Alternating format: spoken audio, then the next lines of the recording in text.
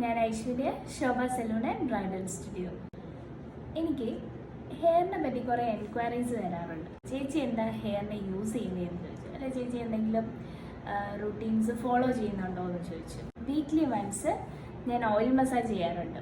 Oil just apply ചെയ്തിട്ട് just ഒന്ന് massaging കൊടുത്തതിന് ശേഷം ഒരു 20 മിനിറ്റ് കഴിഞ്ഞിട്ട് ഷാമ്പു വാഷ് ചെയ്യും. അതിനുശേഷം കണ്ടീഷണർ യൂസ് ചെയ്യാറുണ്ട്. അപ്പോൾ അതെനിക്ക് ഭയങ്കര യൂസ്ഫുൾ ആയിട്ട് തോന്നിയിട്ടുണ്ട്.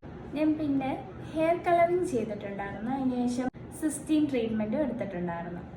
ഇതൊരു 6 to 7 months ബാക്കാണ് സിസ്റ്റീൻ എടുത്തത്. നമ്മൾ നോർമലി സിസ്റ്റീനൊക്കെ ചെയ്യുന്നത് അതിൻ്റെ ഡ്യൂറേഷൻ എന്ന് പറയുന്നത് 3 to 6 months ഒക്കെയാണ് പറയുന്നത്.